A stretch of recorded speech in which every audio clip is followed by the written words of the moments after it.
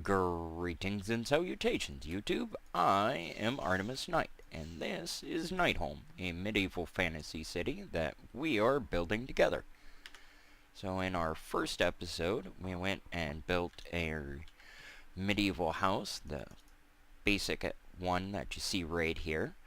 And in this episode, we're going to be talking about some of the variations that you can do.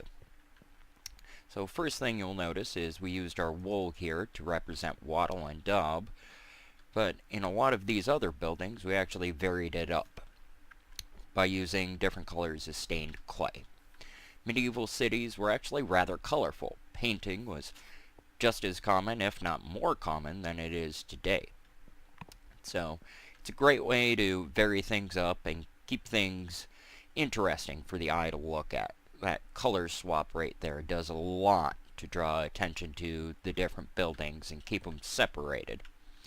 The other thing you'll notice is we also use different logs throughout. So while we've got our spruce here, we've got some regular oak wood here, and then we've also got some dark oak that we used as well.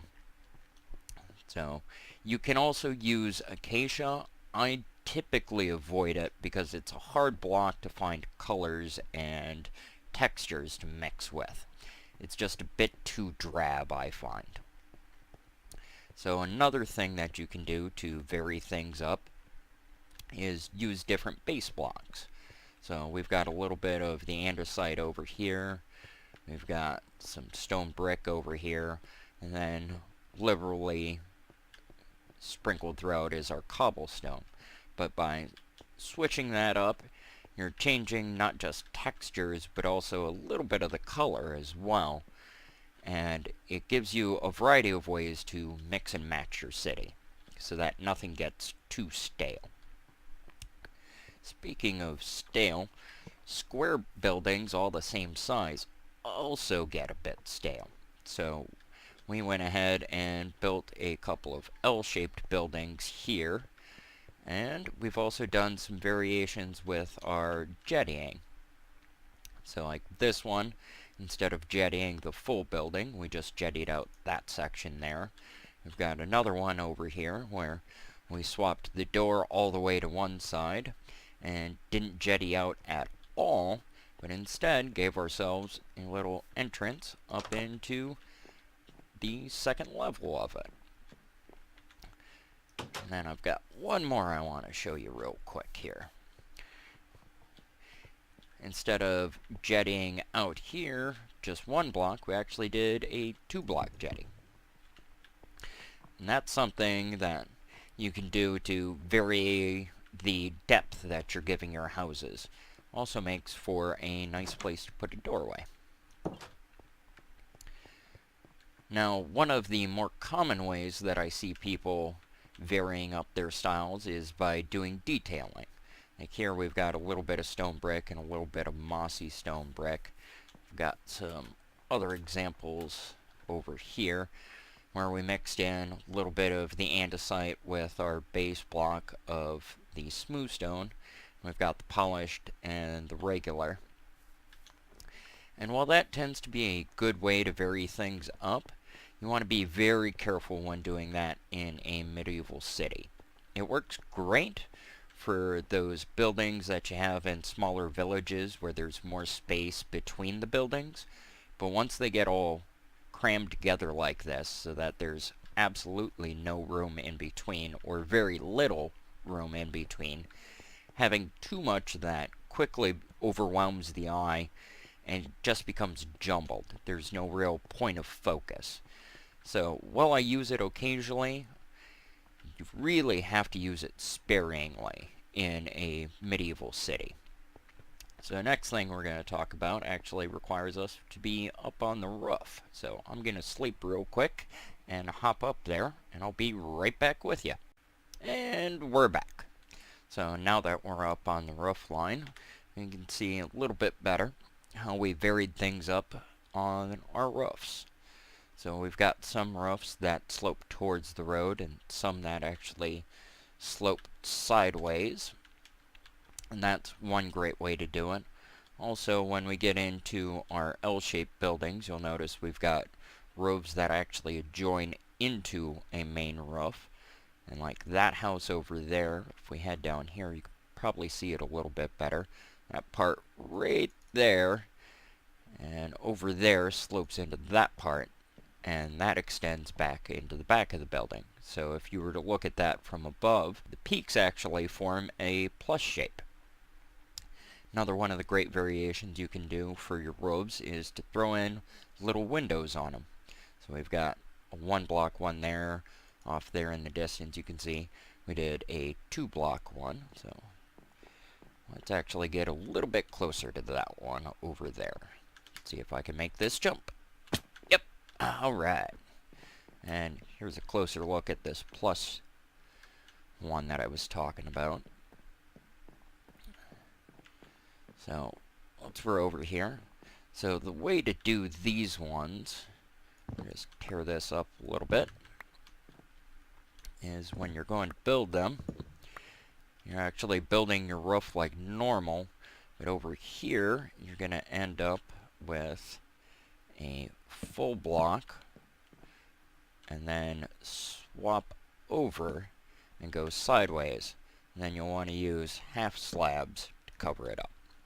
Now you have to use the full block of glass. You can't use the panes because unfortunately they won't attach to your stairs here, which is a bit of a shame. But varying up your roof lines is another very detail that you can add that makes your cities more interesting. Also makes it a lot of fun to run around on the rooftops. Just make sure you either got some feather falling or you're really good at jumping across. Which I am. This take is only take number 3. So let's head back down to the ground and then we'll talk about a couple more variations on the inside buildings. And we're back. So this is the tutorial house that we built in episode 1. And the standard furnishings, kind of plain, especially it's oak floor, oak ceiling, oak stairs, oak furniture. It's all pretty standard chair design there, carpet, and table.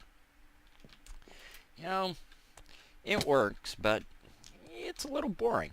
We could do better. So take this one, for instance.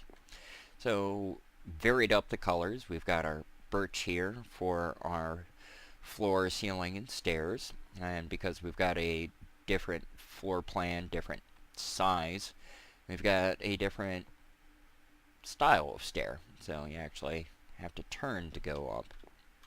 So that's another way to add some interest to your buildings. Countertops for our chair here and table design, we actually used the upside down stairs and half slabs. And then instead of signs for wooden arms, we actually used the item frames. Nice part about doing item frames is you can actually put 2 in 1 block, so you can actually squeeze chairs closer together and give you more furniture in a tighter space. And then we've got a little bit of cushion there. That's a neat little trick that we can get away with on the first floor. And just knock out that block, and then you can stick a banner on a block beneath it so that it stands up, and then when you put your stair there for your chair, it actually sticks through and looks like a cushion there. I'll put that all back where we found it. And let's head up to the second floor here. So we've got different bed design here. Just use the standard wool and carpet, and then used our trapdoors. It's kind of a bed frame here. A nice little wardrobe. And that's just your normal stairs facing into each other and then half slabs with the doors. And we actually have a third level that we'll go visit here. This room's designed more like a child's room. We've got a smaller wardrobe. Don't have the half slabs on top. We actually just did upside down stairs instead. Makes it a little bit shorter, so a little easier for a child to get into. And then we've got a small desk. nice part about this design is still leaves you with that open feeling that you're looking for on your desks without taking up a whole lot of space. And it's just the trapdoors with some string underneath and some carpet on top. And then a shorter chair variation where it's just your half slab with signs all the way around. So that's that house. Let's go over and take a look at this one. So we've got different counter design here. We use stone slabs to mix it up. We've got birch furniture going, and then our pantry here, and another full switch over for our stairs. And then we've got a different shelf design, and then here we've actually got a wardrobe that is set into the walls. Nice part about building in this style is because there's actually going to be 2 blocks before you hit the next building, you can insert stuff in. So if we were to go through, when we go to build another building, it'll actually fill up this space, and you'll never actually notice that right there, those birch blocks, aren't going to be the same as this because there's a wall hiding it. I'll go grab that block later. And then instead of doing stairs up to our 3rd level, we just use some ladders. Alright. And next house we're going to look at is actually going to be this one right here. So this one we used an item frame with the book and quill to represent scribe lives here. So go in, we've got dark oak and the oak here. I mixed up the table design. It's not my favorite one, but I'll use it occasionally just to switch things up. It's just signs with the trapdoors on top. We've got our potted plant on the inside here, and a different kitchen layout. Any which way you can add some variations is great. So we talked about the cushion that you can only do on the 1st floor, but you can still get some use out of banners on the 2nd floor. And we can do those off of the sides instead of item frames or signs to make it look like you've got some upholstered arms. That's something you can also do on the 1st floor to add a little more detail. So the last house we are actually going to check out is this one right here.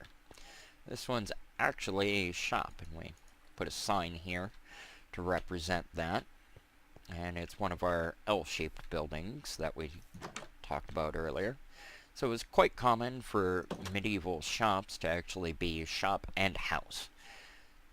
Not too many people had the money or wherewithal to actually own a separate building for their shop. So walk in here, we've got some mannequins with different colored tunics and pants.